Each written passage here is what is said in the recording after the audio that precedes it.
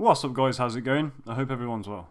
So, Black Myth Wukong has released into the wilds just over 2 weeks ago, and it's pretty much dominated the gaming scene, breaking Steam records and holding a consistent player base of over 1 million people. What's even more crazy is that Black Myth sold 10 million copies within just 3 days of launch, which is insane.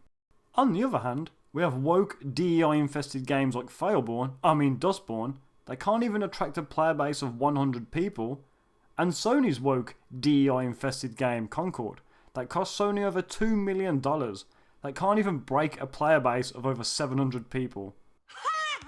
Though I will say that Black Myth had a very small minority of people trying to cancel the game months before launch. Quite a few articles were being made of people calling out the game to be changed or to be cancelled completely. I'm pretty sure that I read online that there was a petition made. Okay. This whole pathetic outcry of anger was all down to the developer having some kind of sexist, misogynistic views. But obviously, all that whining and crying had zero effect on the game or the game's launch. People are finally starting to speak with their wallets, and the likes of Game Science clearly know what we want. A solid build filled with quality content and very little bugs. A build that wasn't designed around farming out DLC with an added on battle pass in order to keep people paying rather than playing. I mean, I have to admit that the Souls-like gameplay isn't really my cup of tea, but within the first few hours of playing Black Myth, I was instantly hooked. To be fair, I don't really have much time at the moment, as my day job has got me in overtime mode, but with the very limited time that I have, I've already made it like halfway through chapter 3, so that's saying something. The main attraction for Black Myth is the boss encounters, and with the game having 90 plus encounters, it's crazy how much love and attention to detail Game Science has dedicated to every boss you come across. But I think the devs have hit a sweet spot with difficulty. Don't get me wrong, these bosses are not exactly cakewalks, not by a long shot. Yeah, they have challenging mechanics and some bosses will have you cursing while respawning back at the shrine more than once, but with patience and timing, not impossible. I will say that chapter 1 you do run into a boss every 5 minutes and it just feels like one big boss rush.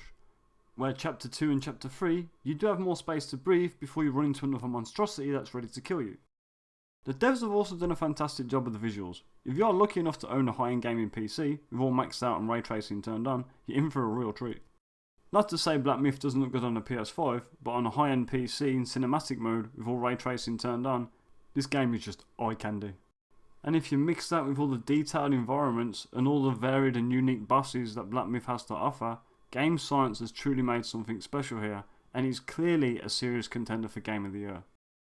I know this style of game isn't for everyone, but the hype and the success of Black Myth just shows studios like Sony and the woke devs of Dustborn that we are fed up with this forced DEI pushed into games just to please a very small percentage of people that clearly don't even play these games.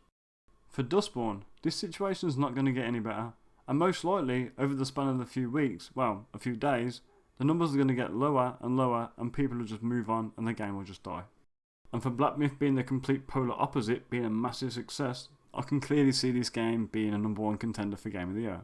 Well, thanks for watching guys, and let me know what you think down in the comments. If you like the video, give it a like, and I'll catch you in the next one. Stay safe, stay sensible, peace.